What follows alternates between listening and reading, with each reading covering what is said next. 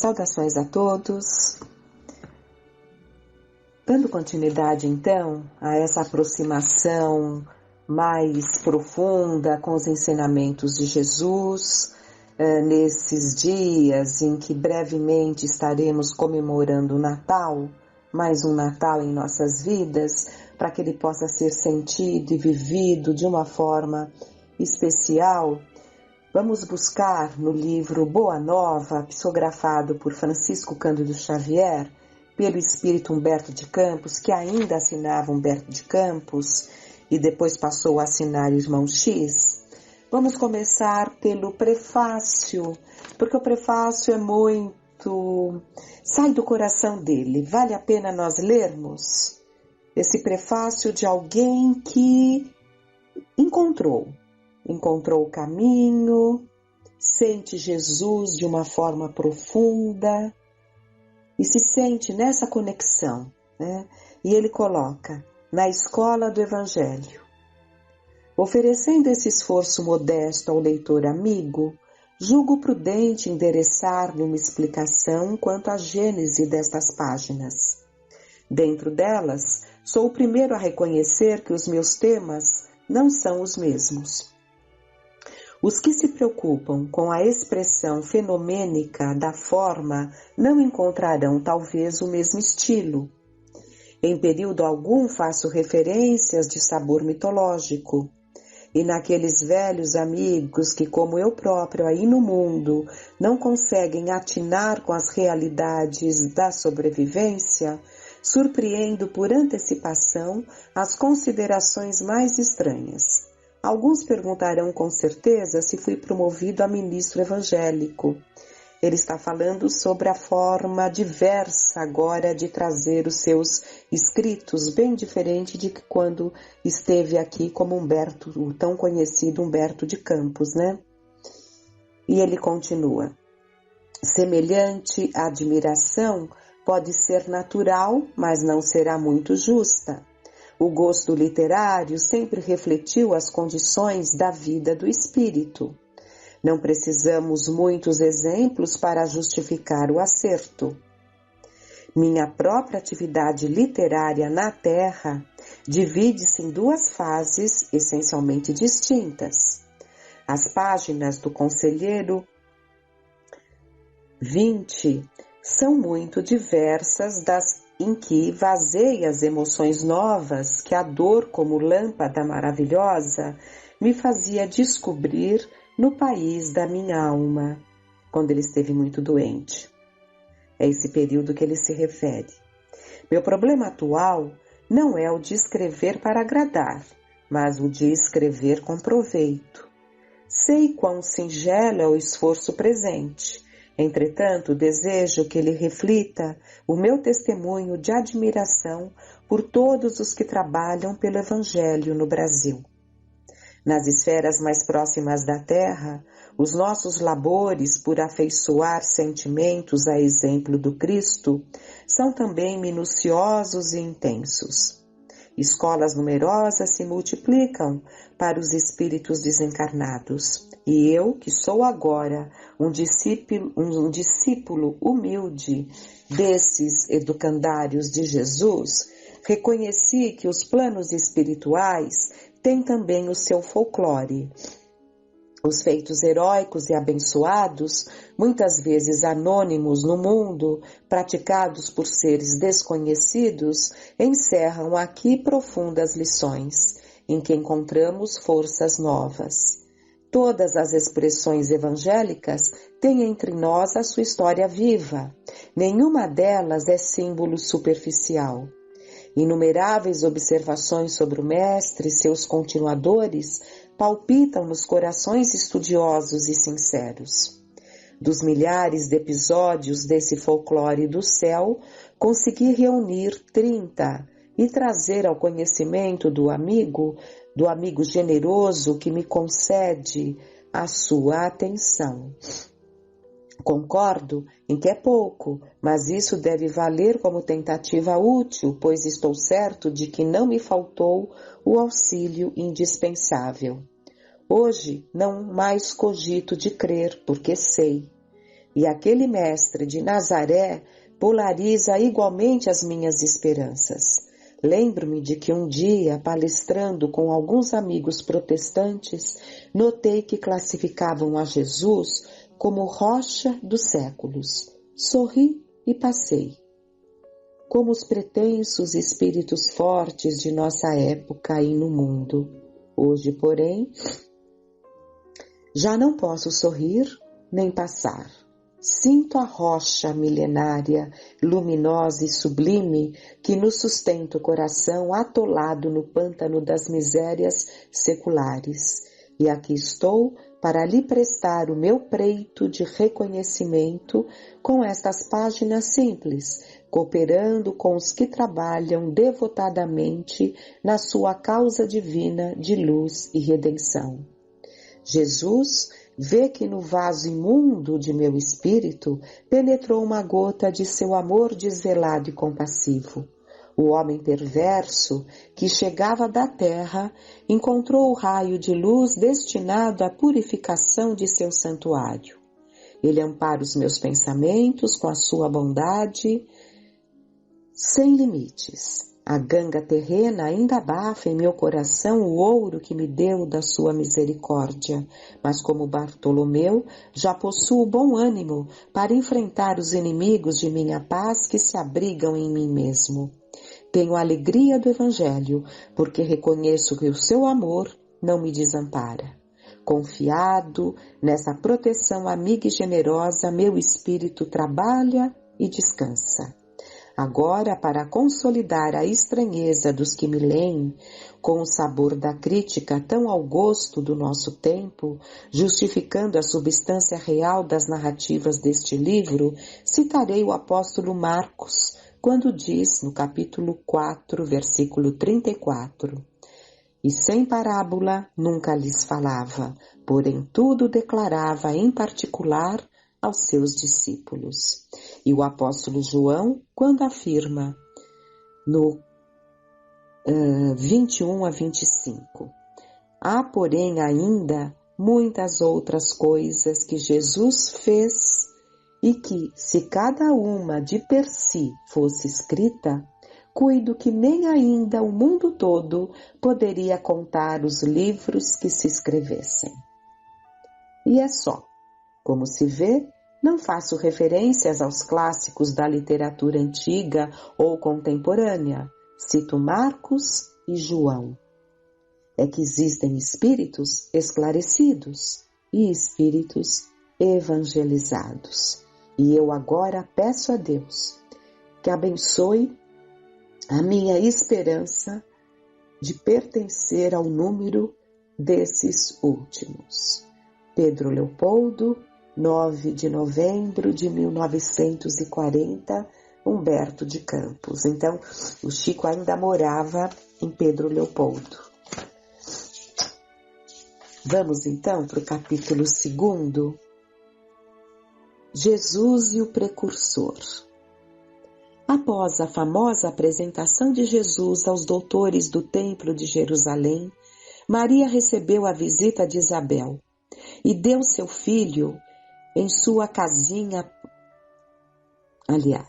Após a famosa apresentação de Jesus aos doutores do Templo de Jerusalém, Maria recebeu a visita de Isabel e de seu filho em sua casinha pobre de Nazaré.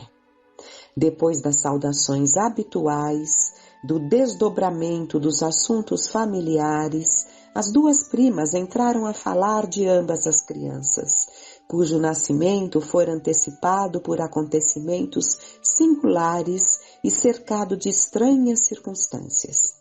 Enquanto o patriarca José atendia às últimas necessidades diárias de sua oficina humilde, entretinham-se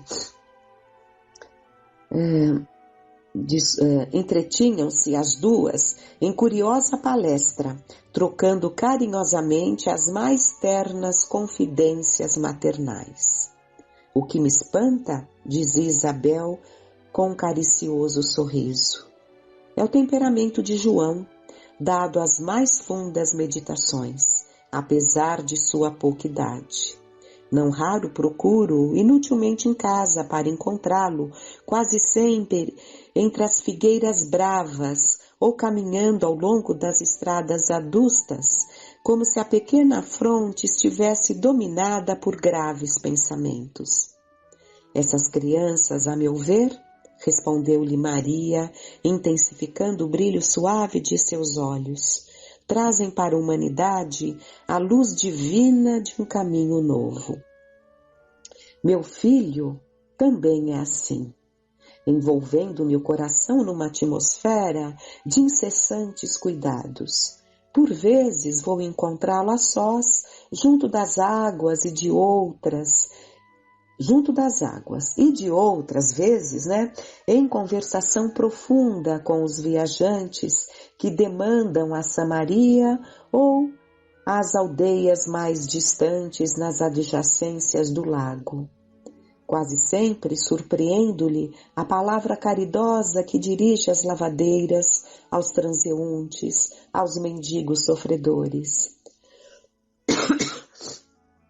Fala de sua comunhão com Deus com uma eloquência que nunca encontrei nas observações dos nossos doutores e constantemente ando a cismar em relação ao seu destino.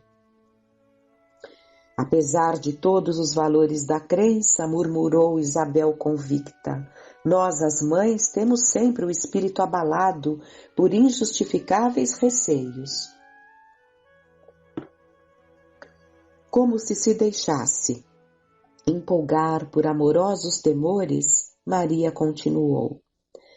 Ainda há alguns dias estivemos em Jerusalém nas comemorações costumeiras e a facilidade de argumentação com que Jesus elucidava os problemas que lhe eram apresentados pelos orientadores do templo nos deixou a todos receosos e perplexos.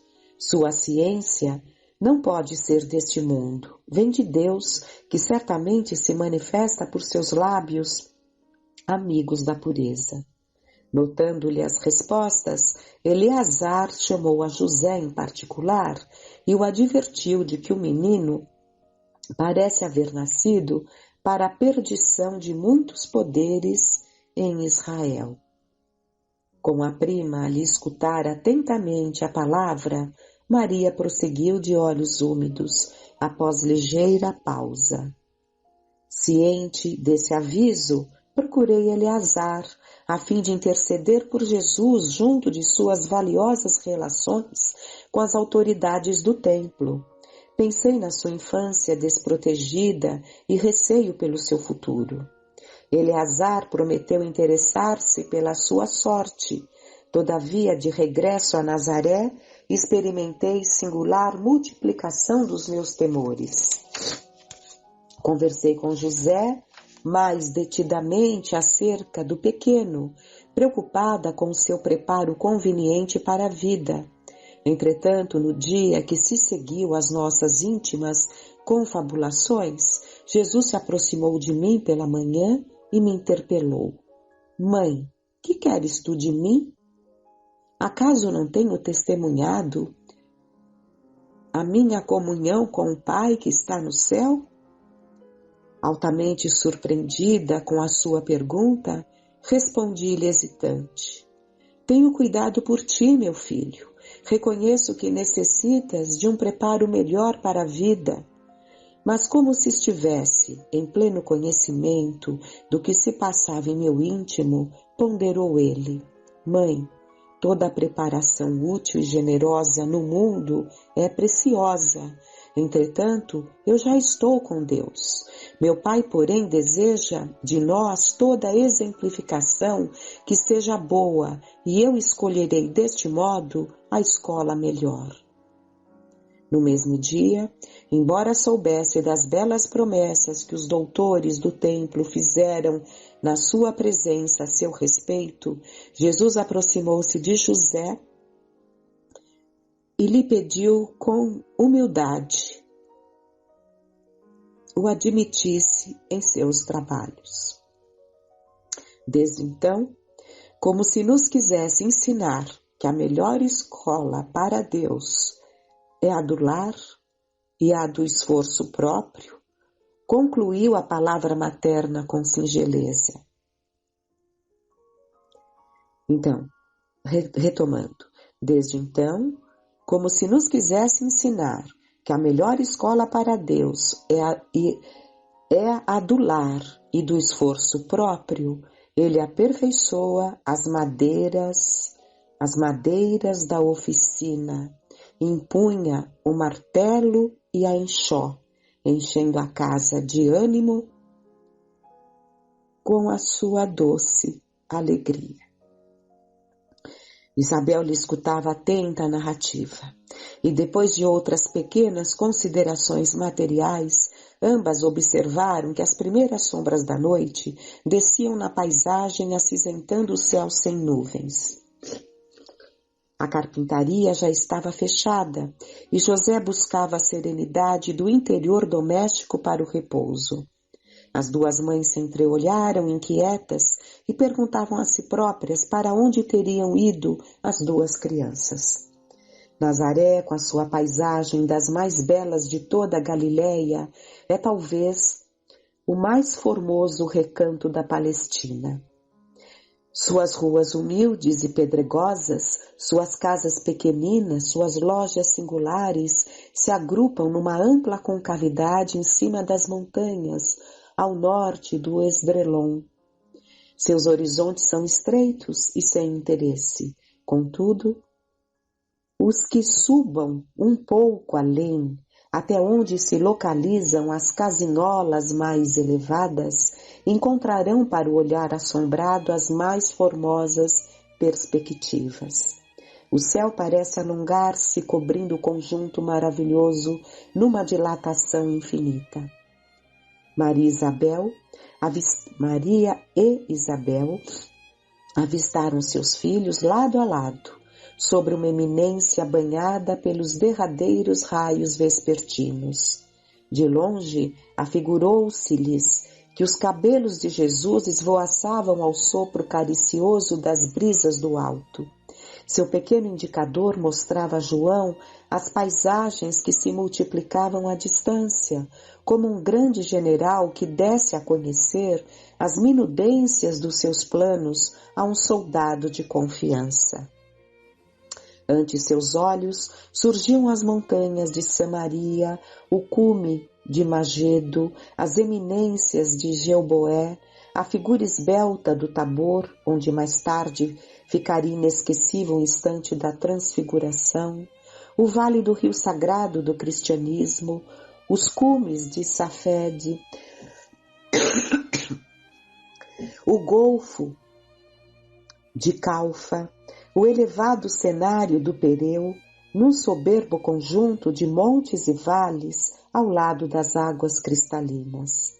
Quem poderia saber qual a conversação solitária que se travara entre ambos?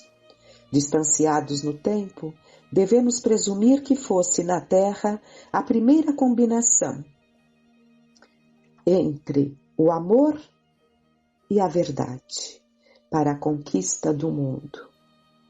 Sabemos, porém, que na manhã imediata, em partindo o precursor na carinhosa companhia de sua mãe, perguntou Isabel a Jesus com gracioso interesse: "Não queres vir conosco?"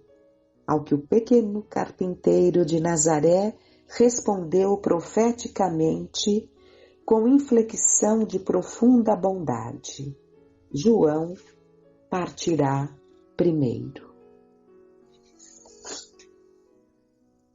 E é isso. O texto continua, mas já dá para termos a ideia. João partirá primeiro. Quem é João? É João o Batista, o precursor imediato de Jesus, que veio aplanar, preparar o caminho para a chegada de Jesus, já preparando todo esse caminho para quando Jesus iniciasse a sua missão propriamente dita. Sempre como precursor. Lá atrás, como Elias, um profeta, adiantando as situações futuras, profetizando a vinda de Jesus, o caminho futuro. João anunciando a chegada de Jesus. Mais tarde, Allan Kardec, codificando a doutrina, também como um precursor, porque enquanto estava ali, no trabalho de codificação, era ele, mais uma vez, preparando o caminho. Preparando de que forma? Trazendo para nós o pensamento dessa pleiade de espíritos superiores, coordenadas pelo Divino Mestre Jesus, para que pudéssemos recordar os seus ensinos esquecidos ou mal interpretados. Que fiquemos em paz.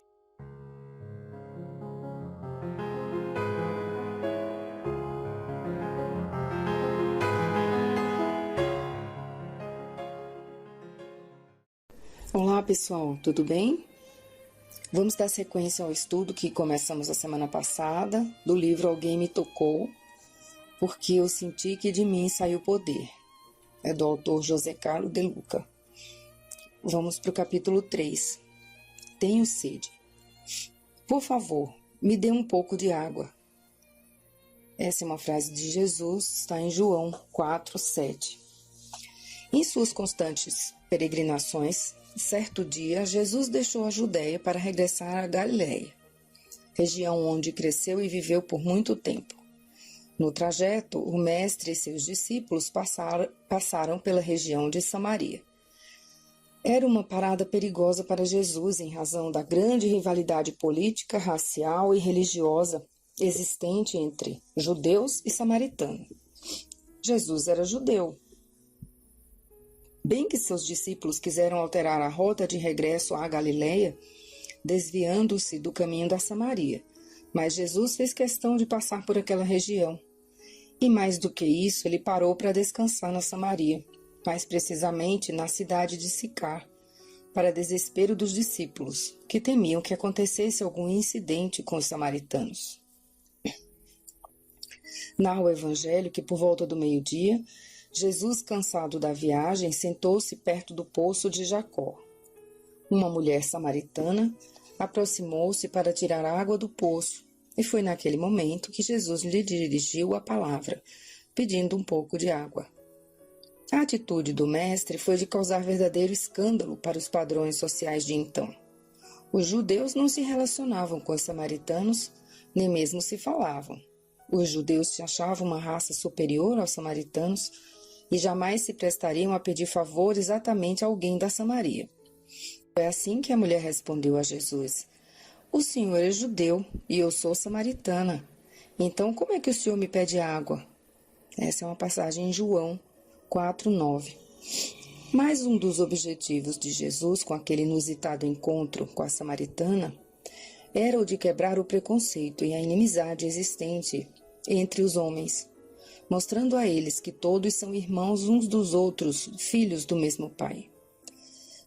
Segundo Juan Arias, teólogo e jornalista, no livro O Grande Segredo de Jesus, ele relata que a grande meta de Jesus se traduz hoje na ideia moderna de solidariedade, um mundo sem violência, ódio, vingança e inveja.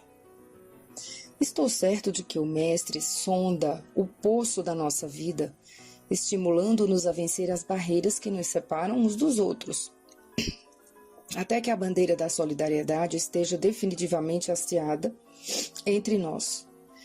Não por outra razão, no Sermão da Montanha, Jesus chegou a afirmar: "Bem-aventurados os mansos, porque eles herdarão a terra." Esse está em Mateus 5:5. Com tal postulado, confirma-se que o plano de Jesus é transformar a Terra num planeta fraterno e solidário, onde não haja mais espaço para o preconceito, a guerra e a ira. E o planejamento divino somente se concretizará com homens mansos isto é, com homens brandos, dóceis e pacíficos. As grandes transformações da Terra já estão eclodindo e quem não estiver afinado com os propósitos do Cristo, provavelmente, não encontrará mais espaço para futuras reencarnações em nosso planeta. Aproximando-se da mulher samaritana e mantendo com ela um diálogo rico de bênçãos, Jesus dá o exemplo da mansuetude e da fraternidade, já que ele é quem toma a iniciativa do encontro, e o faz com extrema humildade ao pedir água àquela que era a representação da raça inimiga dos judeus. O exemplo de Jesus nos convida a irmos ao encontro daqueles que estão distantes de nós pela quebra dos laços de amizade. Nosso intento deve ser o de buscar a reconciliação, e a melhor tática para que isso aconteça é nos aproximarmos humildes, pedindo um copo de água. Lembro que Chico Xavier costumava pedir preces para muitos daqueles que o ofendiam, argumentando que passava por grandes dificuldades, o que não era mentira, e que por isso necessitava de orações. Com semelhante atitude, Chico Xavier desfez muitos laços de incompreensão. Percebo também na atitude de Jesus com a mulher samaritana a sua intenção clara de estabelecer conosco uma relação de intimidade. Ele não se coloca acima de nós. Ele deseja estar ao nosso lado e, para tanto, não se furta ao nos pedir um pouco de água. Ele dá um sinal muito claro de que caminha conosco na condição de amigo e não tem vergonha de nos pedir um copo de água. Jesus tem sede. E o que temos feito para saciar a sua sede? Talvez você esteja se perguntando como seria possível hoje encontrar o Mestre para oferecer-lhe um pouco de água. Eu também já me fiz esta pergunta, pois queria saber onde procurar Jesus, e foi Chico Xavier quem me deu o endereço. A face de Jesus.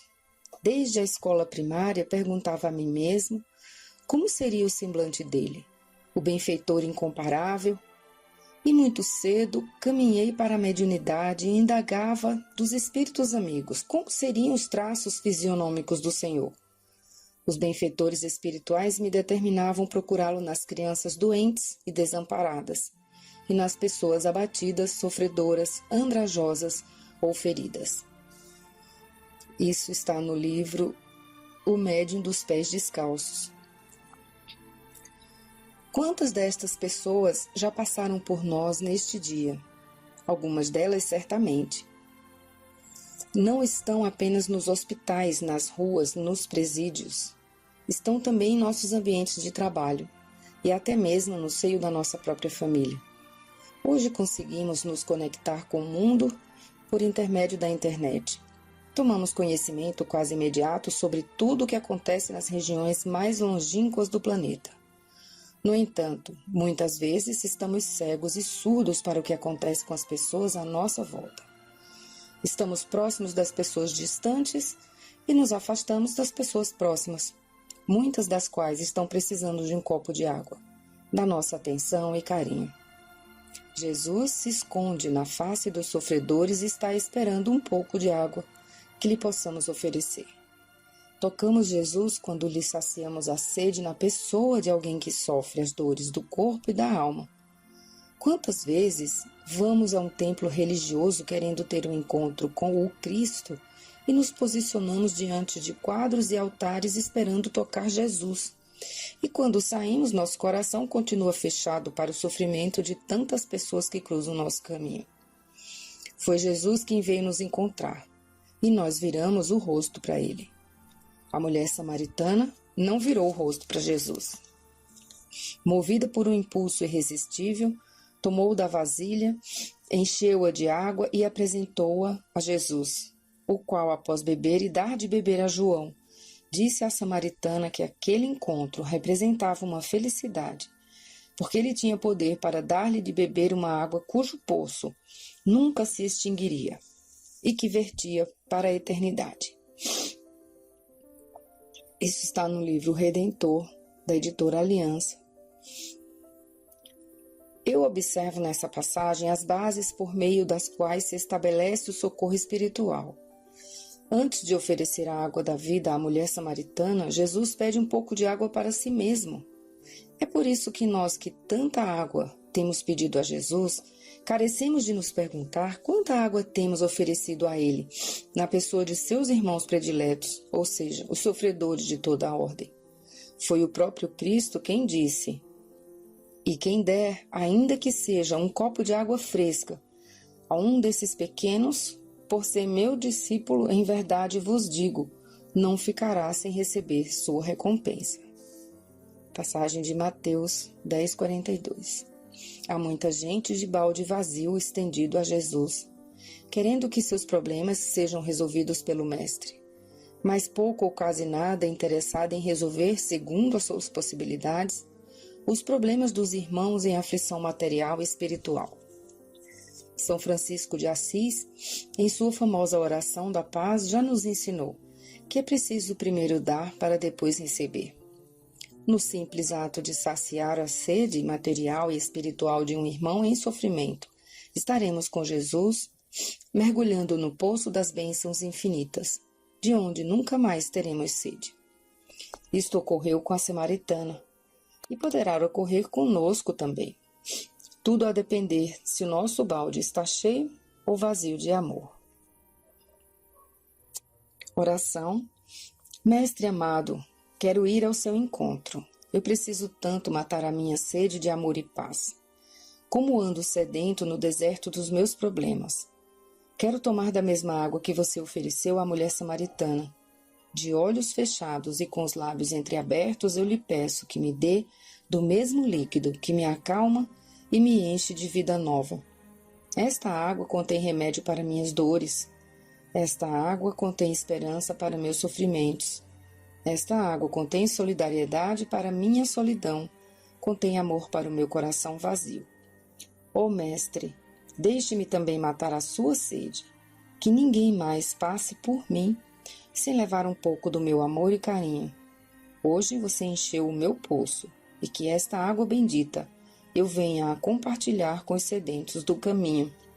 Assim seja. Capítulo 24. Autossuperação. Sede, portanto, perfeitos, como o vosso Pai Celeste é perfeito. Jesus, em Mateus 5,48. Com tais palavras, Jesus esclarece qual é a nossa missão de vida, a busca da perfeição. Quando o Mestre afirma para sermos perfeitos, está implícita a ideia de que nós ainda não chegamos a tal estágio. Talvez isso seja óbvio demais para muitos. No entanto, creio que a maioria de nós se acha um tanto acomodada consigo mesma, desinteressada em seu próprio aprimoramento. A busca da perfeição se confunde com a busca da própria felicidade. Quanto mais virtudes a pessoa adquirir, mais próxima da felicidade ela estará. Quanto mais imperfeições acumular, mais distante da felicidade ela ficará e, portanto, maior soma de problemas terá de enfrentar. Essa é uma frase encontrada no livro Espiritismo, na sua expressão mais simples, de Kardec. Distanciar-se do sofrimento implica burilamento de si mesmo. O diamante é uma pedra preciosa que precisou ser lapidada. Nós também somos pedras preciosas criadas por Deus e também precisamos lapidar nossos conhecimentos e sentimentos. Daí porque Jesus pede que busquemos a perfeição, que é o processo de lapidação do ser divino que habita em nós, eliminando as sujeiras do orgulho, removendo os cascalhos do egoísmo e limpando os detritos da mágoa, da inveja e da sensação de ser vítima do mundo. Quanto mais lapidados, mais nos aproximaremos da nossa essência, que é luz da emanação de Deus. Este é o caminho da felicidade. Aprimoramento íntimo, descoberta das riquezas interiores e expansão da nossa luz interior. O primeiro passo para o nosso aprimoramento é eliminar o orgulho, que muitas vezes nos ilude com a ideia de que já sabemos tudo e de que não há nada mais a aprender. Geralmente age assim quem já conquistou algo em sua vida, alcançou algumas vitórias e acredita que nada mais lhe resta para conhecer e melhorar. O movimento mais crítico de uma empresa é quando ela chega ao sucesso. O instante mais perigoso de um relacionamento é quando um dos envolvidos acredita que já conquistou o outro, Quem acredita estar no topo de uma situação geralmente não enxerga os buracos bem rentes aos seus pés. O ditado de Sócrates continua de extrema valia: só sei que nada sei. Nosso aprimoramento deve se abrir em duas frentes, intelectual e emocional. Precisamos desenvolver a razão e o sentimento. É claro que nesta balança de razão e sentimento, a humanidade vem pendendo mais para o lado da razão do que para o do sentimento. Crescemos consideravelmente no terreno da razão, mas ainda somos crianças no campo dos sentimentos e emoções. Não adianta ao homem conhecer como se chega à lua, se ele ainda não sabe como chegar ao próprio coração. Do ponto de vista intelectual, temos de admitir que o conhecimento cresce e se multiplica numa velocidade espantosa. Os conhecimentos jurídicos que adquiri na Faculdade de Direito há 20 anos não me seriam suficientes hoje ao exercício profissional. Lembrando que o autor, José Carlos de Luca, é juiz de direito. Muitas leis importantes foram promulgadas nesse período e novas concepções jurídicas foram construídas, obrigando o operador do direito à constante reciclagem de seus conhecimentos, sob pena de ter uma atuação profissional desastrosa, por invocar leis revogadas e interpretações jurídicas ultrapassadas. No campo das emoções ocorre o mesmo fenômeno. Não basta termos boa inteligência racional. Se nossas emoções estão desequilibradas, resultantes de um egoísmo desenfreado que nos torna agressivos, intolerantes, individualistas e sem nenhum respeito para com o próximo. A ausência de emoções e sentimentos nobres e sadios colocará em risco não apenas a nossa carreira profissional, mas também todos os nossos relacionamentos, pois quem há de suportar viver ao lado de uma pessoa de péssimo gênio?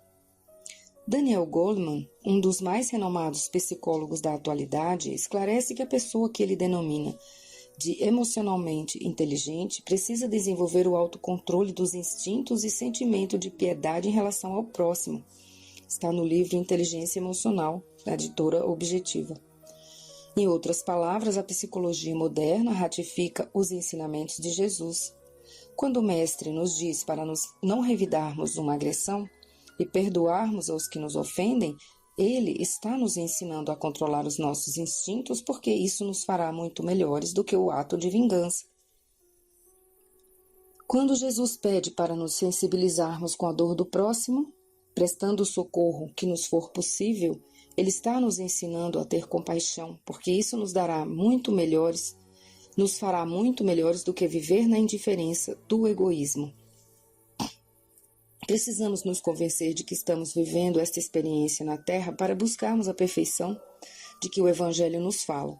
Jesus não veio passar a mão na nossa cabeça e dizer: meu amigo, fique como está, que tudo vai ficar bem. Não, Jesus é o mestre da transformação interior. Ele certamente está nos dizendo: meu amigo, mude para melhor, que você vai melhorar. É certo que essa perfeição não se alcança da noite para o dia. Muitas pessoas se atrapalham porque desejam obter a perfeição num só golpe, e aí adquirem a doença da perfeição, que é o perfeccionismo. É preciso termos compaixão de nós mesmos, para entendermos que nossas imperfeições não serão superadas de uma hora para outra, mas sim à custa de um trabalho interior perseverante e sem data para terminar. Não tenhamos pressa de atingir a perfeição, mas também não caminhemos tão devagar, que o sofrimento tenha que vir para nos fazer andar mais depressa. Oração. Amigo Jesus, quantas vezes me sinto desanimado ao me ver tão longe da perfeição que Deus espera de mim. Escuto as palavras sagradas e me vejo tão longe desse mundo que me parece inalcançável. Mas hoje aprendi que todas as coisas do céu estão intimamente ligadas às coisas da terra. Tudo tem um sentido espiritual. Meu trabalho, minhas relações afetivas, meus amigos, minha família. Todas as situações da terra representam salas de aula da minha educação espiritual. Peço forças, querido mestre, para não me esquecer disso ao longo do dia, que eu sempre me lembre de que sou um aprendiz na escola da vida e que os problemas são os testes de verificação do meu aprendizado. Ajude-me, Cristo Jesus, a ser um bom aluno. Que assim seja. só passando aqui as duas últimas referências, quando o mestre nos diz para não revidarmos uma agressão e perdoar aos que nos ofendem, em Mateus 5, 38 a 42, quando Jesus pede para nos sensibilizarmos com a dor do próximo, prestando o socorro que nos for possível, ele nos está ensinando a ter compaixão, porque isso nos fará muito melhores do que viver na indiferença do egoísmo. Essa é uma passagem de Atos 20 e 35. Cada capítulo realmente é um convite para que cada um possa se interessar por essa leitura tão rica, que vai nos dar muitas oportunidades de autoconhecimento, autocompreensão e melhora dos nossos relacionamentos interpessoais. Aproveitem assim.